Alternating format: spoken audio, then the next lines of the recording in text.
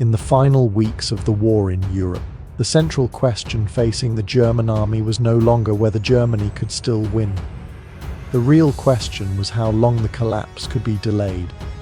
Berlin was being squeezed from the east and west. Allied armies were moving deeper into German territory. Fuel was desperately short. Rail lines had been shattered.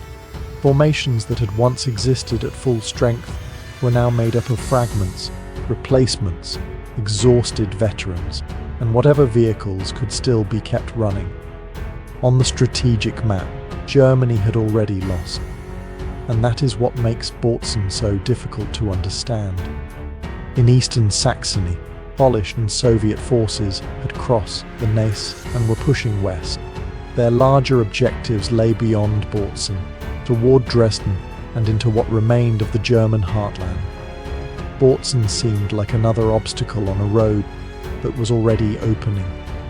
German defenders had been forced backward. Parts of the city were surrounded. Positions outside Bautzen were coming under increasing pressure. When viewed against the larger situation of the war, there seemed to be little reason to believe the Germans could do much more than delay the inevitable. This was no longer the early war, when German panzer divisions could break through a front and exploit deep into an enemy rear. This was the spring of 1945. The Wehrmacht was fighting inside Germany itself, with collapsing supply networks, shrinking fuel stocks, disappearing reserves, and almost no realistic ability to replace major losses. If the battle had followed the logic of the wider war, its ending should have been simple. Polish and Soviet forces would maintain the pressure. The Germans would withdraw or be destroyed. Bautzen would fall, and the advance would continue west. But wars are not decided only by the balance of strength across an entire continent. An army can be weaker everywhere and still be dangerous somewhere. A country can be collapsing and still possess individual formations capable of coordinated combat. And a force that appears overwhelmingly superior on paper can become vulnerable if that strength is spread too widely, pushed too quickly, or concentrated in the wrong places. That was the contradiction Bautzen was about to expose. The German forces in the sector did not represent some hidden recovery of the Wehrmacht, but neither were they simply a broken mass running toward the west. Army Group Centre still possessed mobile formations that could fight. Some German armoured units still had experienced officers, functioning vehicles, communications, and enough organisation to carry out a serious counterattack. What they did not possess was the strength to change the outcome of the war. But to win a local battle, they did not need to be stronger everywhere. They only needed to be stronger at one point, for one critical period of time. And the Polish-Soviet advance was beginning to create the conditions that could make that possible. As the attacking formations moved farther west, their roads became longer, their communications more difficult, and the distance between neighbouring units more important. Different formations did not always move at the same speed. Tanks could move beyond supporting infantry. Supply columns could fall behind. A road that looked open on a staff map could become clogged with vehicles. Ground that appeared secure could still contain German troops capable of striking back. None of these problems, by itself, guaranteed disaster. A mistake only becomes decisive when the enemy still has enough strength to recognize it and exploit it. At Bautzen, the Germans still did. That is why the real mystery of the battle is not simply how a dying Germany still possessed tanks and soldiers willing to fight. The deeper question is how an army that was losing the war could find a moment in which it became stronger than its opponent exactly where strength mattered most. To understand that, we have to stop looking at the total numbers on the map, because the Polish-Soviet advantage at Bautzen was very real on paper. On the battlefield, it was about to become far less certain. If we look only at the overall numbers, there should not be much mystery about Bautzen. The Polish and Soviet forces were larger. They possessed more tanks, more artillery, and behind them stood the enormous power of a Red Army already driving into the heart of Germany. Facing them was a Wehrmacht that had been fighting for nearly 6 years, losing territory every day, and running out of almost everything it could no longer replace. From that perspective, the outcome seems to have been decided before the battle truly began. But total numbers contain a dangerous illusion. They tell you how many soldiers exist across a large area. They do not tell you how many of those soldiers can fight at the same crossroads, in the same village, during the same critical hour. And that distinction was beginning to change the meaning of the Polish-Soviet advantage at Bautzen. The Soviet 52nd Army did not enter this operation as a fresh formation at full strength. Its units had already spent months in heavy fighting. Vehicles and weapons were still present in impressive numbers when viewed on a strategic map, but many formations had been worn down by casualties, mechanical losses, exhaustion, and the constant demands of advancing west. The Polish Second Army faced a different problem. It was a large and heavily equipped force, but many of its soldiers still had limited combat experience. Its formations were being asked to advance quickly while maintaining communication, protecting their flanks, keeping supply routes open, and coordinating with Soviet units moving beside them. That was an enormous burden for any army moving rapidly through enemy territory. And there was another fact that mattered even more. Bautzen was not where the Soviet High Command intended to decide the war. Berlin was. The strongest reserves, the greatest concentration of attention, and much of the combat power capable of creating overwhelming superiority were being drawn toward the battle for the German capital. That did not make the front around Bautzen weak. But it did mean that the overwhelming Soviet advantage across Europe could not automatically become overwhelming superiority in every village, on every road, at every hour. On paper, an army might contain tens of thousands of soldiers, but some were guarding supply routes, some were holding bridgeheads, some were many miles behind the forward units, some were committed in another direction entirely, and some simply could not reach the decisive point quickly enough. That is why experienced commanders rarely ask only one question: how many troops do we have? They have to ask something harder: how many can we put in the right place when the battle is actually decided? At Bautzen, those two questions were beginning to produce very different answers. The Polish formations continued westward. The roads toward Dresden drew their attention forward. Every mile gained seemed to confirm the same comforting conclusion: the German forces were retreating, resistance was weakening, and the end of the war was getting closer. But every mile also lengthened the supply lines.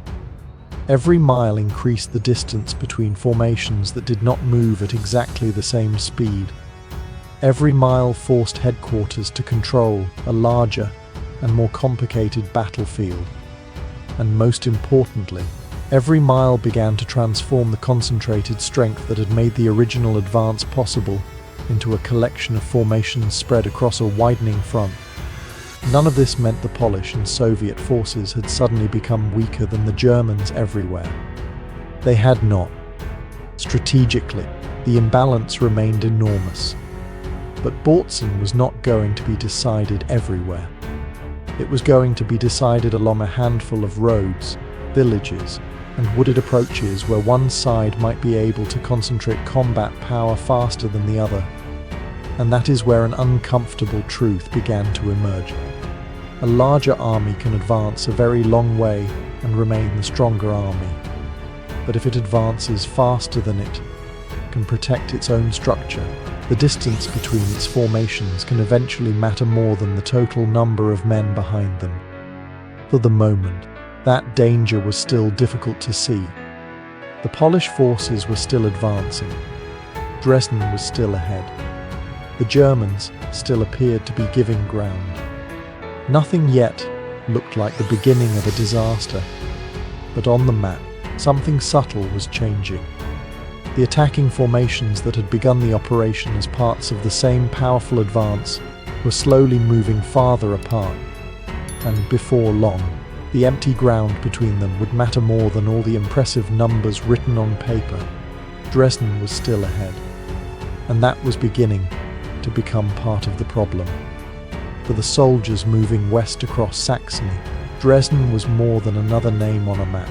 It was a major city, an important transportation center, and above all, it lay deeper inside Germany at a moment when the entire front seemed to be moving in only one direction: west. After crossing the Neisse, the Polish and Soviet forces had gained something every attacking army wants, and every commander is reluctant to surrender: momentum.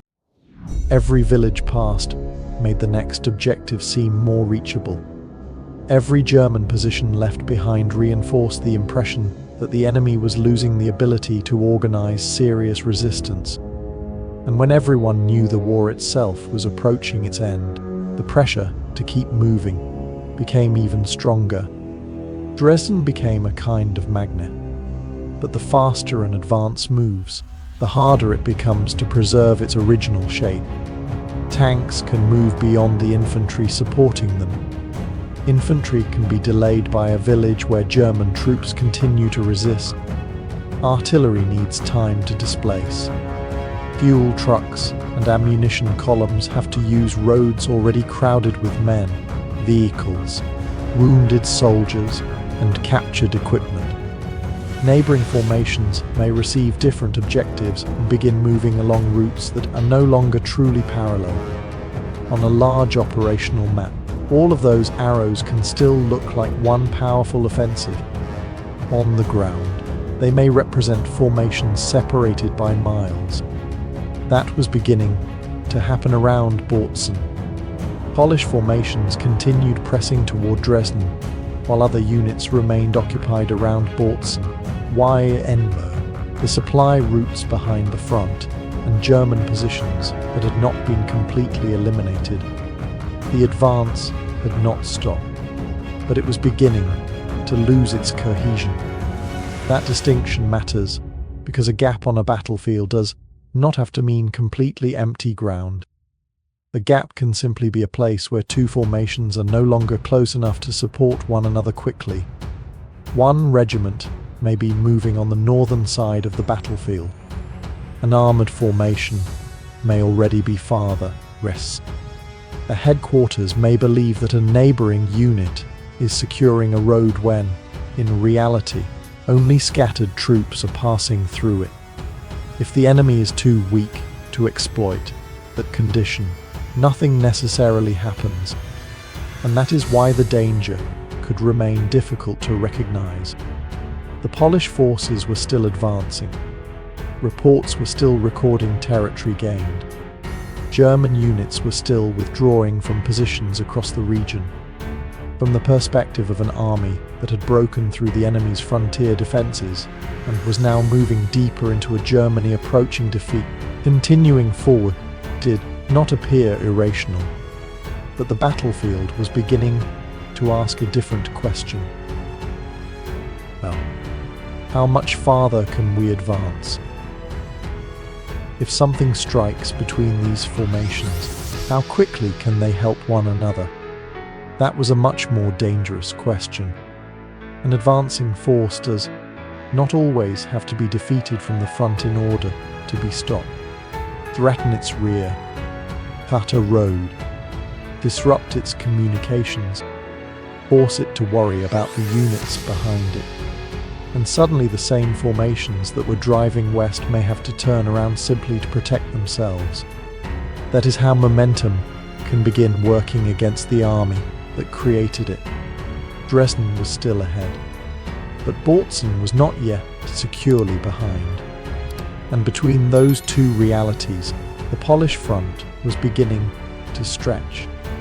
Not in one dramatic moment, not because of one single order, but road by road, formation by formation, mile by mile. The most dangerous part was that the larger picture could still look reassuring. The arrows were still pointing west. Ground was still being taken. Germany was still losing the war. But a strategic map could not immediately show the true importance of the space developing between two advancing forces, nor could it show what the enemy might see when looking at that same space. The German commanders on the other side did not need to save all of Germany. They did not need to stop the entire Soviet offensive. They only needed to find one place where the attacking force had moved far enough forward that its apparent strength was no longer concentrated where it mattered. Dresden had helped pull the offensive west, but in doing so, it was also helping pull parts of that offensive away from one another. A seam was opening, not yet large enough to decide the battle by itself, but large enough to become dangerous if the right people recognized it. And that leads to the next question. If this weakness was beginning to form in front of both armies, why was it not closed before the Germans had a chance to act? A gap on a battlefield does not always look like a gap. That was part of what made Bautzen so dangerous. On the operational map, the Polish and Soviet formations still belonged to the same broad offensive moving west. Ground was still being taken. The arrows still pointed toward Dresden. And in the larger picture, the Germans were still the army being pushed back. But at a lower level, the battlefield was beginning to change faster than headquarters could fully understand it. One formation moved several miles ahead. Another was delayed. A road believed to be secure suddenly contained German troops. A report arrived late. The unit expected to cover a neighboring flank was actually occupied somewhere else. Taken separately, none of those problems necessarily looked catastrophic. Together, however, they created something much more dangerous, a growing difference between the front commanders believed they controlled and the front that actually existed on the ground. The Polish Second Army was trying to manage a large force across an expanding battlefield, while the pace of the advance placed increasing pressure on communications and coordination. That does not mean Polish commanders received no warning at all. Signs of German activity were appearing. But battlefield intelligence rarely arrives as one convenient message saying, "The enemy will counterattack here." It arrives in fragments. A report of German armor in one sector. The sound of engines beyond a tree line. A road unexpectedly coming under fire. A unit losing contact with the formation beside it. German soldiers appearing in an area that was thought to have been clear. The problem is not simply collecting those fragments. The problem is understanding what they mean before the enemy acts. And at Bautzen, one assumption made the task more difficult. Germany was losing the war. That was absolutely true. But it was easy to turn the truth into a much more dangerous conclusion that the German forces in this particular sector were no longer capable of organizing a serious counterattack. Those were not the same thing. An enemy can lose the ability to win a war and still retain enough strength to punish a local mistake. This is where command begins to matter. General Karol Wierzbicki, commander of the Polish Second Army, would later face heavy criticism from historians for his handling of the battle, continuing to emphasize the movement toward Dresden while the situation around Bautzen became increasingly unstable, placed additional strain on formations that were already becoming separated. But reducing Bautzen to the mistake of one commander would make the explanation too simple. A disaster on this scale required several problems to interact. Reconnaissance had to fail to provide a sufficiently clear picture. Communications had to move more slowly than the battlefield itself. Neighboring formations had to advance at different rates.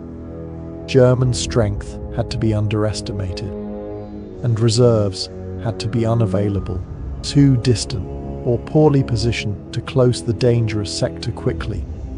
At Bautzen, those conditions were beginning to overlap.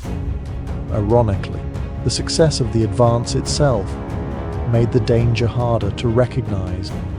If Polish formations had been retreating everywhere, German offensive intentions would have been obvious. But they were still moving west. And when an army is advancing, commanders naturally devote more attention to the resistance ahead than to the danger developing along an exposed flank. Dresden continued to pull attention westward. The more serious threat was forming somewhere else. The space between formations was no longer merely an entity feature on a staff map. It was becoming an avenue through which German forces might reach supply roads, headquarters, and the rear areas of units already committed farther west. If the Germans were truly as weak as they appeared in the wider strategic picture, the gap might not matter. If only scattered infantry remained, Polish commanders could adjust the line, reinforce the threatened sector, and continue the advance. But that was the question no one could safely answer yet, because the Germans looking at this battlefield were not comparing their total strength with the enormous strength of the Soviet war machine. They were looking at one specific piece of ground, one place where neighboring enemy formations could no longer support each other easily, one place where the advance itself had pulled Polish strength apart, and most importantly, one place where a fast enough attack might force troops moving toward Dresden to turn around and defend their own rear. The gap had not been closed, but it was not yet a disaster either. To transform it into one, the Germans still needed something else. They needed tanks. They needed infantry. They needed experienced officers. And they needed enough organization to turn an opportunity on a map into a coordinated battlefield attack. By the spring of 1945, those were exactly the things the Wehrmacht was supposed to be running out of. Around Bautzen, however, one sharp edge of the German army had not yet been completely broken. By late April of 1945, it was easy to look at the Wehrmacht and see an army that existed mostly on paper. In many places, that was almost true. Divisions had been ground down by months of retreat. Fuel had become nearly as valuable as the tanks that needed it. Railways could no longer operate freely. Formations had been separated. Replacement systems were collapsing, and headquarters were issuing orders that they had fewer and fewer means to carry out. But the collapse of an army does not happen evenly, and that is one of the most important things to understand about Bautzen. The Germans did not need the entire Wehrmacht to recover. They only needed one part of it to remain sharp enough to fight. In Saxony, on the southern edge of the Great Offensive against Berlin, Army Group Centre still possessed mobile formations capable of organized counterattack. The German 4th Panzer Army under General Fritz Hubert Grosser was nothing like the armoured force Germany had possessed earlier in the war, but it still contained experienced units and enough tanks, assault guns, artillery, and mobile infantry to create serious combat power if those resources could be concentrated in the right place. Among the forces available were the 20th Panzer Division, elements associated with the Volkssturm Panzer Division Hermann Göring, and other German formations still fighting under Army Group Centre. None of them were in ideal condition. Vehicles were worn. Crews were under strength. Fuel was limited. Infantry formations had already suffered heavy losses. But a unit does not have to be perfect to be dangerous. It only has to be stronger than whatever is directly in front of it at the decisive moment. And this is where the numbers become misleading for a second time. If we compare the total strength of the Soviet and Polish forces, with everything Germany still possessed, there is no real contest. Germany was overwhelmingly weaker, but the German commanders around Bautzen did not have to fight the entire Red Army at once. They did not have to defeat the forces surrounding Berlin. They did not even need to destroy the entire Polish Second Army. They needed to identify one sector where Polish strength had been stretched thin, then move the strongest forces they still possessed against that sector before the Poles could do the same. That is a very different problem. Imagine two armies. One is much larger, but its strength is spread across many roads, villages, supply routes, and objectives. The other is smaller, but it can concentrate its best remaining formations along a narrow section of the battlefield. For several critical hours, the smaller army can actually become the stronger force where the fighting matters. There is nothing miraculous about that. It is concentration. And for much of the war, German operational thinking had placed enormous value on finding exactly that kind of opportunity. By 1945, the Wehrmacht's ability to do so had been badly degraded. But experience did not disappear simply because Germany was losing. Many officers and armoured crews around Bautzen had survived years of combat on the Eastern Front. They understood how forests, villages, and roads could conceal the movement of forces. They understood the advantage of striking a flank instead of attacking the strongest position directly. And they understood that time was working against them. No one had to believe that Berlin could still be saved in order to recognize a tactical opportunity sitting directly in front of them. The seam between the Polish formations was widening. German troops were still holding out in and around Bautzen. The continued drive toward Dresden had pulled part of the attacking strength farther west. If the Germans waited too long, Polish commanders might reinforce the threatened flank, move reserves into position, and close the opportunity. But if they attacked quickly, they could do something far more dangerous than simply defend Bautzen. They could reach behind formations that were still moving west, and an army that suddenly has an enemy in its rear can no longer concentrate only on what lies ahead. That was the real meaning of the one sharp edge Germany still possessed. It was not large enough to change the outcome of the war. It could not rescue Berlin. It could not push the Red Army back across Eastern Europe. But along one small part of the front around Bautzen, for one brief period of time, it was still sharp enough to inflict a serious wound. Now all the necessary conditions were beginning to exist at once. An offensive stretched forward. A seam that had not been closed. An enemy whose remaining strength had been underestimated. And a German force still mobile enough to act. Only one question remained. Where would the Germans strike? The answer was not the strongest Polish position. It was the space between them. The Germans did not need to defeat the entire Polish Second Army. They only needed to enter the place where that army was no longer joined together. By late April of 1945, that opportunity had finally appeared. While Polish formations continued driving west and kept much of their attention fixed on Dresden, the mobile forces of the German 4th Panzer Army began their counterattack around Bautzen. They did not simply throw themselves against the strongest part of the Polish front. They attacked into the seam between formations that had already been pulled apart. That was the moment the character of the battle began to change. An attack against the front forces an enemy to fight forward.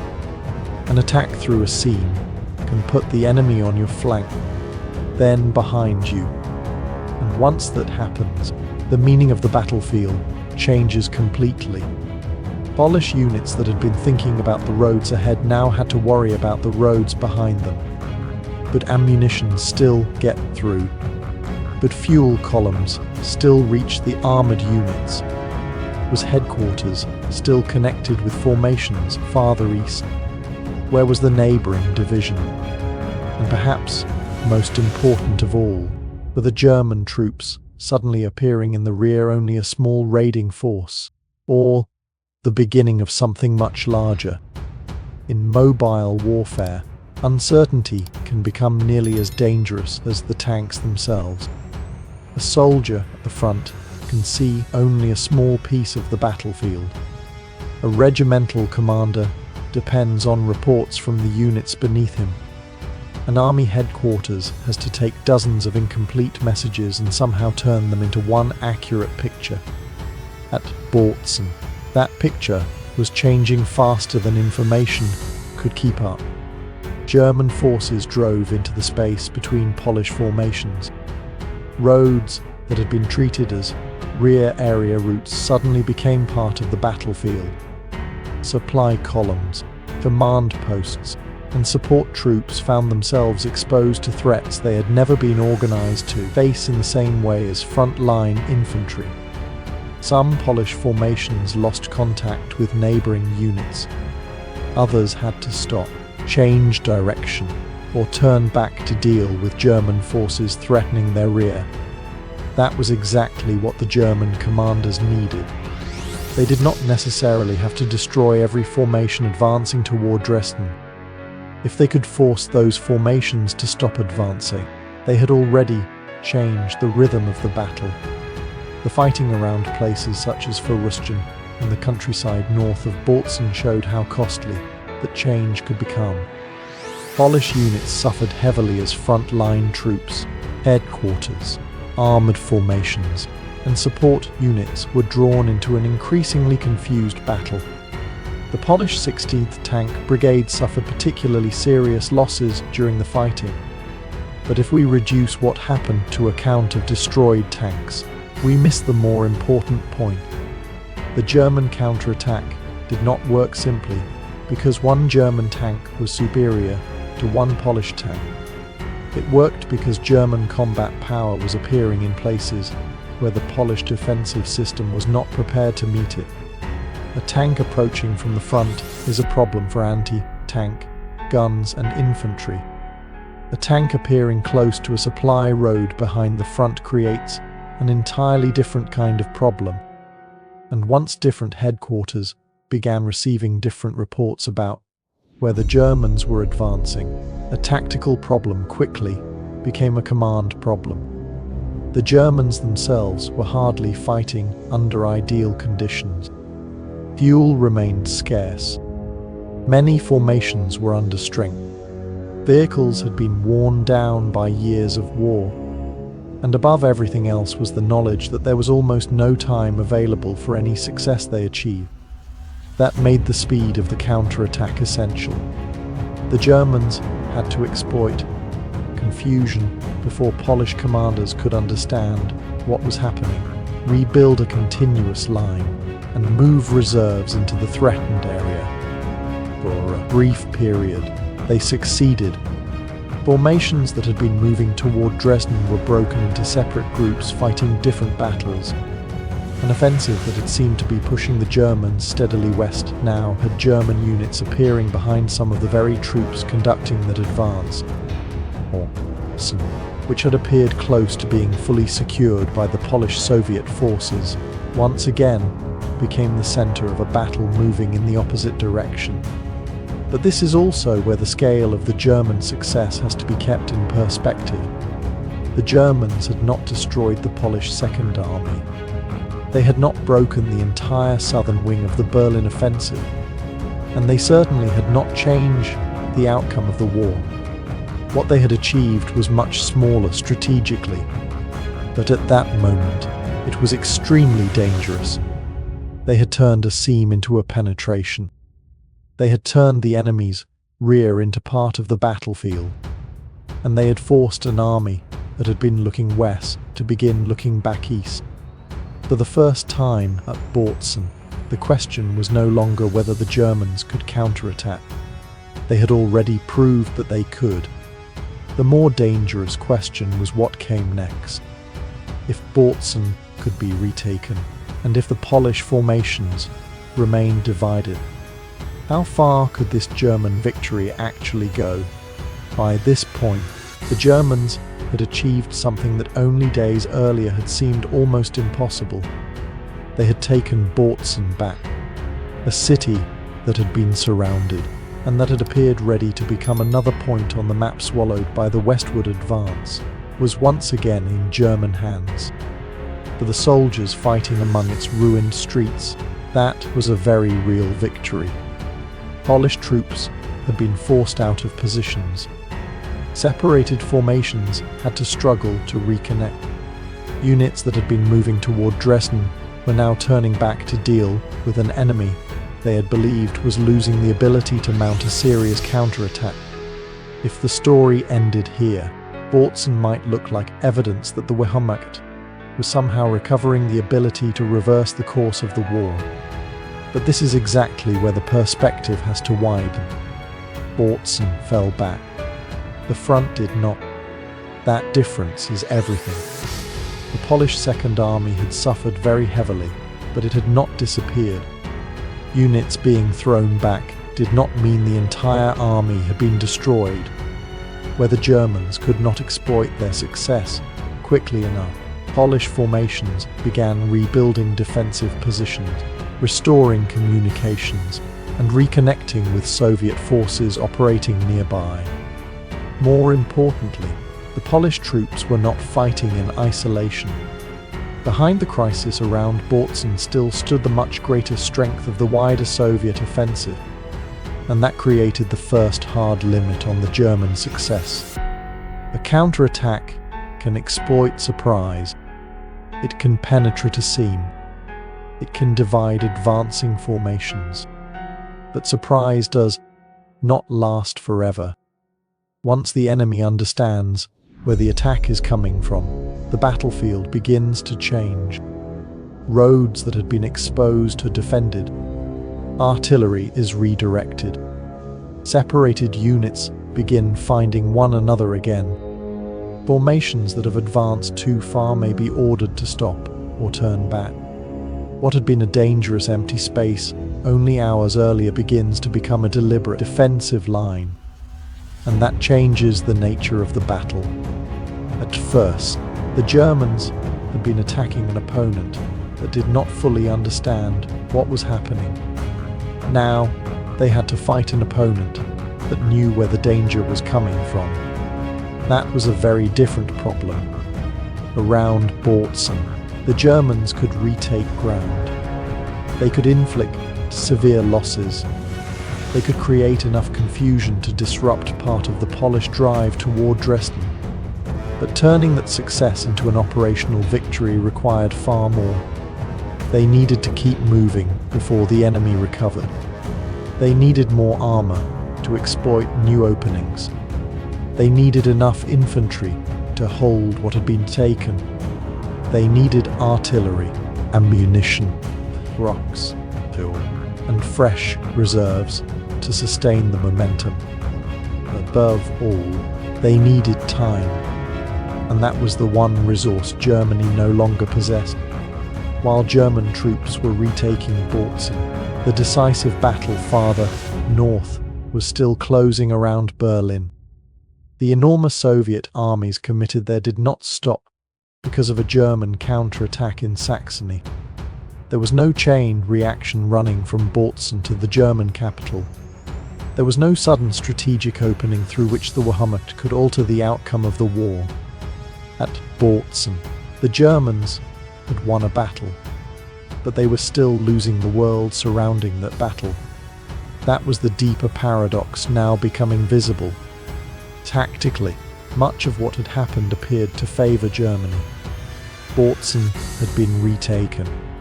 Some Polish formations had suffered devastating losses. The drive toward Dresden had been disrupted. But pull the map back only a little farther, and that victory begins to shrink inside the larger collapse of Germany. The Soviet armies were still advancing elsewhere. Berlin was still being strangled. German manpower and equipment were still disappearing. And every passing day made it harder for any local success to become something larger. This is where the central question of Bautzen begins to change. Until now, we have asked how an army that was losing the war could still win a battle. We have already seen part of the answer. The Germans concentrated what remained of their strength against a place where their opponent had allowed its own strength to become divided. But now another question appears. If the Germans had found the opening, if they had driven through it, if they had inflicted heavy losses and retaken Bautzen, why did the victory not keep growing? Why did it not become a larger breakthrough? The answer lies in what every counterattack eventually needs once surprise has been spent. A tank can win a firefight. A division can win a battle.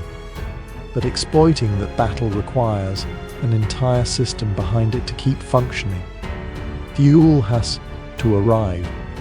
Ammunition has to arrive. Damaged vehicles have to be recovered.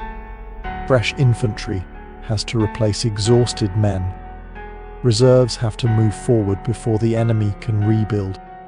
And in late April of 1945, Germany no longer possessed that system in anything like the strength it once had. The irony was now complete. The very army that had demonstrated enough skill and combat power to create a tactical victory was operating inside a state that could no longer support victory for very long. Bautzen had fallen back into German hands, but the front had not fallen with it. And the Germans were about to discover that retaking a city was far easier than finding the fuel, reserves, and time required to make that victory matter. The counterattack does not truly end when the enemy begins to fall back. In many ways, that is when the harder part begins. The Germans had driven into the seam between the Polish formation, disrupted the advance toward Dresden, and retaken Bautzen. Within the limits of the battle itself, that was a significant success. But for a tactical victory to become something larger, an army has to keep moving. The tanks have to push beyond the ground, just recover. The infantry has to follow. The artillery has to come forward. Ammunition has to arrive. Damaged vehicles have to be repaired or recovered. And every additional mile requires more fuel, more trucks, and more men to protect the roads behind the advance. This was where the victory at Bautzen began to collide with the reality of Germany in the spring of 1945. Fuel was the most obvious limitation. A German tank could still be extremely dangerous from a prepared position or during a short, concentrated counterattack. But the ability to fight effectively for several hours was not the same thing as the ability to sustain an offensive for several days. Every engine that started consumed something Germany could barely replace.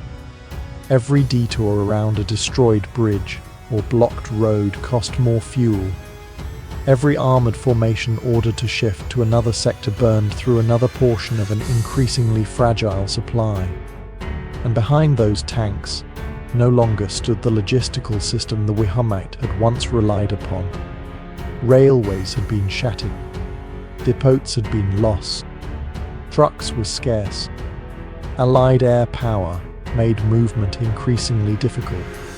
Even when a fighting formation remained dangerous, the system required to carry that danger farther was coming apart.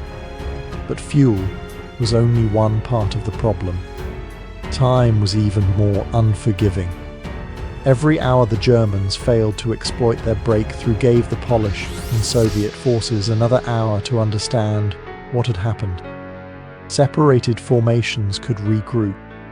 Artillery could be redirected. New defensive positions could be organized. The surprise that had made the original German blow so dangerous was beginning to disappear.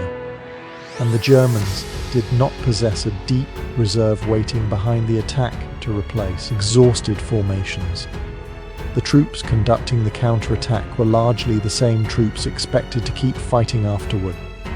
The tanks that had driven into the Polish rear were also the tanks needed to hold the ground that had just been recovered. Every loss was becoming harder to replace than the one before it. Bautzen therefore produced a strange contradiction. The Germans possessed enough strength to create an opportunity.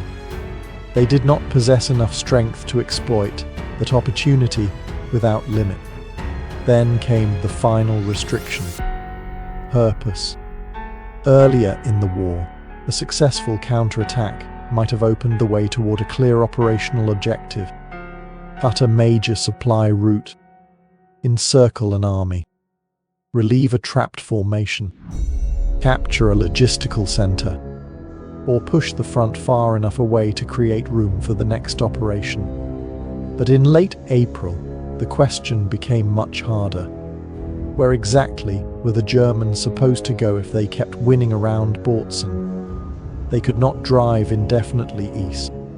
They did not possess the strength to push the Soviet fronts back across the Oder or the Neisse. They could not use Bautzen to break the encirclement of Berlin. And a deeper advance would only stretch Germany's remaining mobile formations farther from supply lines that were already failing. Germany was losing the ability to convert military success into strategic advantage. That is what makes Bautzen so revealing. On the battlefield, a German commander could still make the correct tactical decision. A tank crew could still execute an effective maneuver.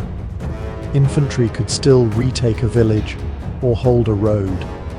One formation could still defeat another formation. But above all of those local successes, the structure of Germany's war was collapsing. Berlin was being encircled. Other fronts continued to move backward. Lost equipment could no longer be replaced in meaningful quantities. And there was no powerful strategic reserve waiting behind Bautzen to transform a local victory into the beginning of a new campaign. The victory was therefore beginning to run out of meaning even while the fighting continued. Not because the soldiers around Bautzen were no longer fighting hard. Not because the city meant nothing to the people living and dying there. But because the war had become much larger than anything a local counterattack could repair. The Germans had found the seam. They had concentrated their remaining strength. They had struck at the right moment. They had retaken Bautzen. But now they faced a question that tactical skill could not answer. What is a victory worth when the army that wins it no longer has enough fuel to carry it farther, enough time to exploit it, or a realistic strategic purpose that the victory can still save? That is the final question Bautzen leaves us with. And its answer explains why this battle could be remembered as one of the Wehrmacht's last tactical successes, while also becoming one of the clearest demonstrations that Germany had lost the ability to turn battlefield victory into victory that truly mattered. If we look only at the ground that changed hands, Bautzen can easily be told as one of the strangest final victories of the German army. A collapsing Germany counterattack. A force that appeared to be finished retook a city. An army advancing west suddenly had to turn around and protect its own rear. And for a brief period, the direction of movement on the battlefield reversed. But that is not what Bautzen ultimately proved. It did not prove that the Wehrmacht had recovered its strength. It did not prove that Germany still had a realistic chance to change the outcome of the war. And it was not simply a story about better tanks, better generals, or soldiers fighting harder than the men facing them. What Bautzen demonstrated was more complicated. An army can be overwhelmingly weaker at the strategic level and still create superiority at the decisive point. The Polish and Soviet forces possess the greater overall strength. That never truly changed. They had more men, more equipment, and behind them stood a military system still capable of sustaining war on a scale Germany could no longer match. But total strength does not automatically appear on every road, in every village, at every hour of a battle. The movement toward Dresden had pulled Polish formations farther forward. Distances between units increased. Reconnaissance and communications failed to produce a clear enough picture quickly enough. The remaining German threat was underestimated, and when the seam opened, the Germans still possessed enough armor, infantry, experienced officers, and organization to recognize what it meant. That was the decisive piece. The Germans did not win at Bautzen by becoming stronger than their enemy everywhere. They won by becoming temporarily stronger where their enemy was weakest. They concentrated what still worked inside a collapsing army and placed it against a part of the Polish advance where strength had become dispersed. A space on the map became an avenue of attack. The avenue became a penetration, and the penetration forced formations that had been looking toward Dresden to turn around and look toward their own rear. That is how an army that was losing the war could still win a battle. But the second half of the answer matters even more. Why did that victory change almost nothing? Because tactics can create a moment. Strategy has to turn that moment into a future. And by late April of 1945, Germany no longer possessed a military future that Bautzen could open. There was no vast reserve waiting behind the counterattack to exploit the success. There was no reliable supply of fuel capable of carrying the armored formations into a prolonged offensive. There was no intact logistical system ready to push ammunition, rocks, replacement crews, and fresh infantry forward. There was not enough time to create another success before the enemy recovered. And above all, there was no realistic strategic objective at Bautzen that could save Berlin or reverse Germany's collapse. That is why Bautzen was both a victory and evidence of defeat. It demonstrated that the Wehrmacht could still be dangerous. At the same time, it exposed the absolute limits of that danger. A German formation could still counterattack effectively. A commander could still recognize an exposed flank. An armored force could still maneuver into the enemy's rear. A city could still be retaken. But none of those things could repair the imbalance that now existed across the European war. Earlier in the conflict, a tactical victory might have opened the door to another campaign. At Bautzen, a tactical victory mostly created a few more miles of ground and a little more time before strategic reality returned.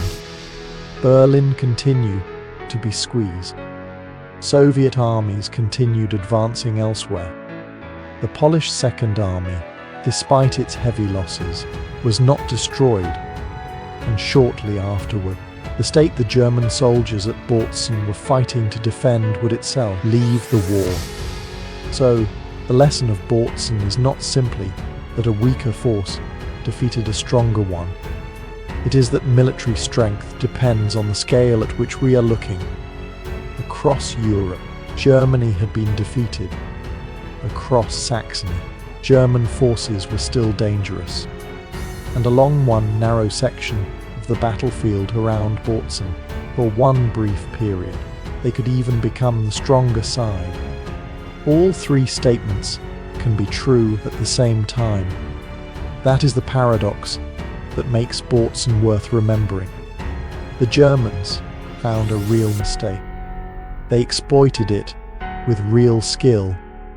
They inflicted real losses, and they achieved a real tactical victory. But the fact that they could win and still change almost nothing revealed the final truth of the battle. Bautzen did not prove that Germany could still win the war. It proved something far more useful for understanding warfare.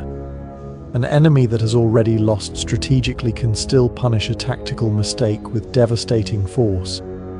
And sometimes, an army's final victory is not evidence that it still has hope. It is the clearest evidence that the distance between winning a battle and still being able to win a war has become impossible to cross.